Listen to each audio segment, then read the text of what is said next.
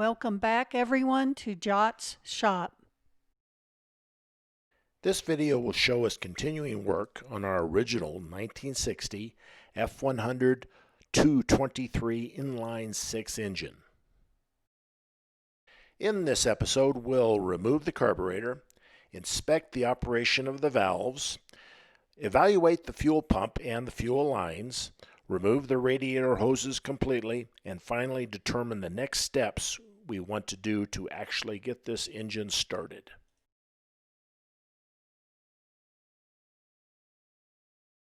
The carburetor is original to the truck and is a Holley 1904 single barrel carburetor with a glass fuel bowl. To remove it, we first remove the manual choke control line.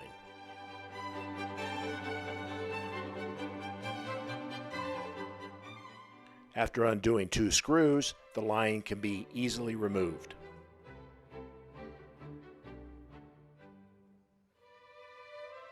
After getting the line off, we found that the accelerator pedal was stuck, making it difficult to remove the accelerator rod.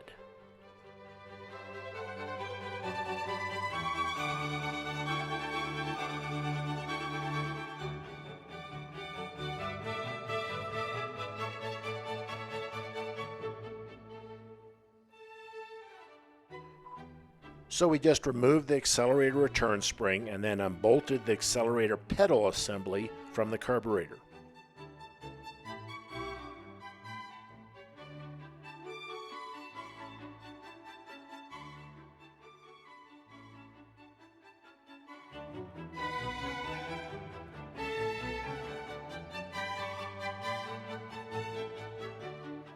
As usual, after removing bolts, we put each bolt back where it belongs. We also remove the air cleaner assembly. Although not necessary, removing it makes cleaning it easier for the future. Finally, we also had to remove the fuel line and the distributor vacuum line. The distributor vacuum line came off easily.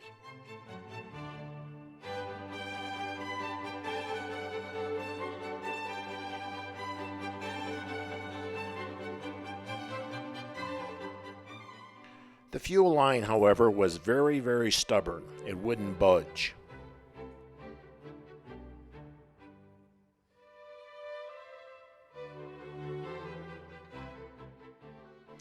So to make sure we didn't damage the line or the carburetor, we decided to just remove the fuel line from the fuel pump and then remove the carburetor with the fuel line still attached. The fuel line was connected to the fuel filter with a rubber hose, and it easily came off.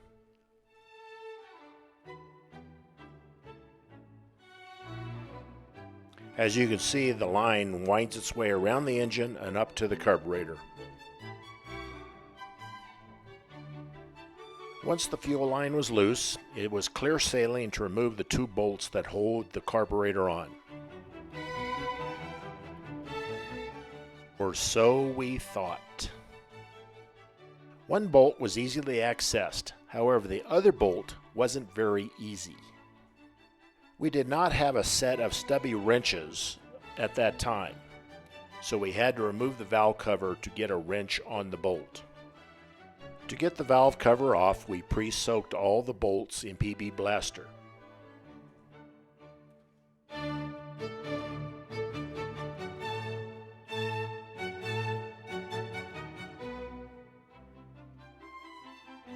They all easily came off, and then we removed the valve cover. We learned our lesson and now have a set of stubby rinsers.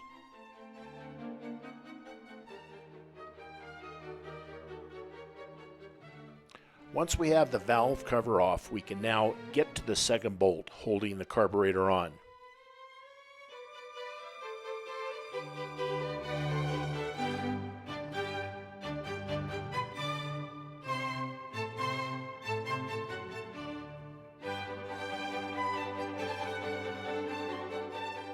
We unscrewed the bolts by hand and lifted the carburetor off.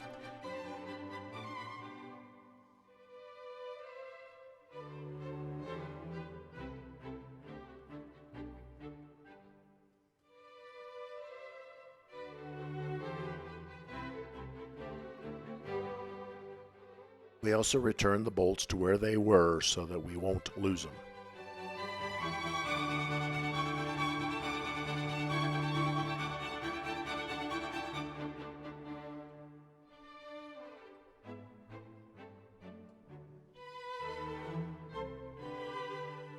The valve area has lots of grunge in it.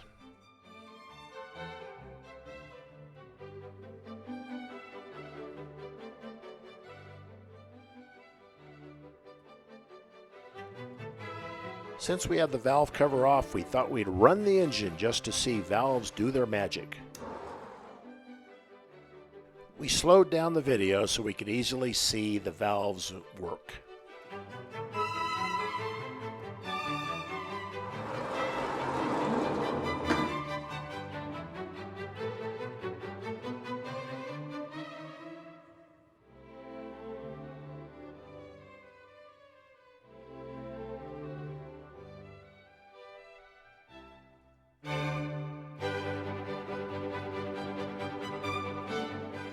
To unstick the accelerator pedal, we first disconnected the accelerator rod.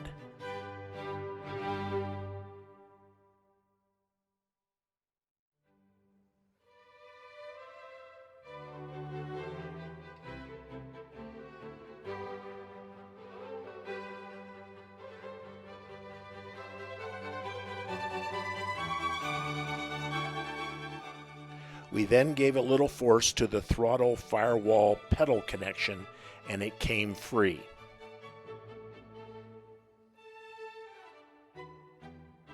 We soaked it in liberal amounts of PB Blaster and now it seems to work fine. To evaluate the fuel pump and the fuel lines, we wanted to check the lines for obstructions and also see if the pump still worked. The pump is a standard manual pump that came with the truck. It has an arm extending into the engine under the crankshaft. The connection to the line that leads to the carburetor came off easily.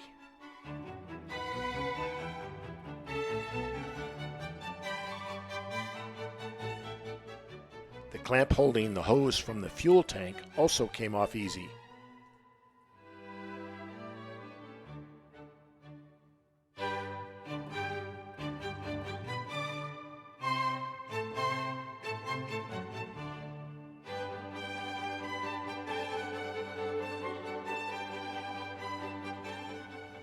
We ran some compressed air through both parts of the carburetor feed line. There didn't seem to be any obstructions, so we'll probably just reuse all that later.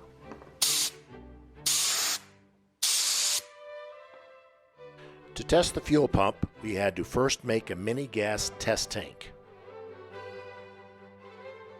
We used a small canister made from fuel-safe plastic, a mini ball valve, a bulkhead fitting, and a barbed fuel line fitting. We first installed the bulkhead fitting in the bottom of the plastic container. Next, we screwed the barbed fitting into the bulkhead fitting. You can buy these test tanks, however, it is just as easy and cheaper to make your own.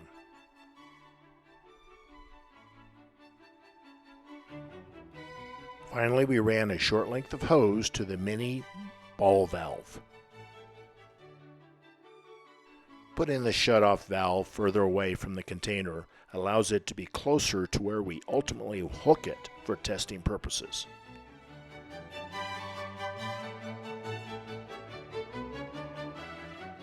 Once our mini test tank was finished, we could test the manual fuel pump. We attached the test tank to the fuel pump inlet, then attached the fuel pump outlet to an empty bottle.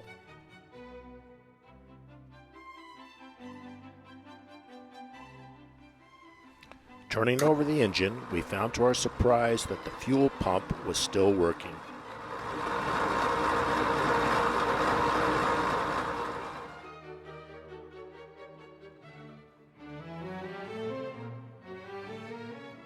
Finally, we removed the rest of the radiator and heater hoses.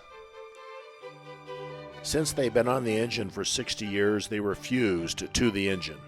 Using a screwdriver and a wrench, we were able to loosen them enough to get them off.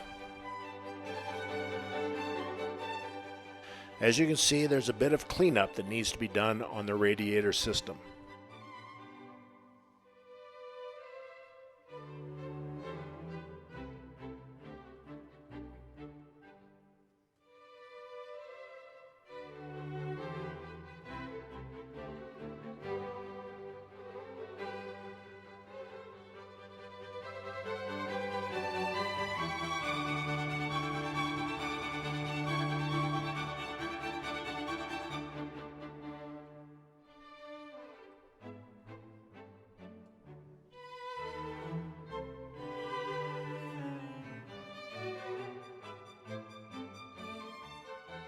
For next steps, we'll be cleaning the carburetor.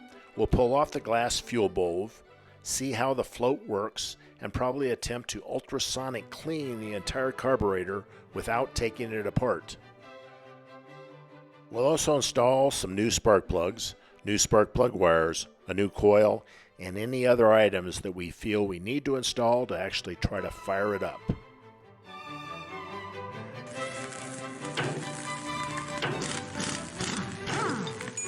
That's all, folks, and thanks for watching.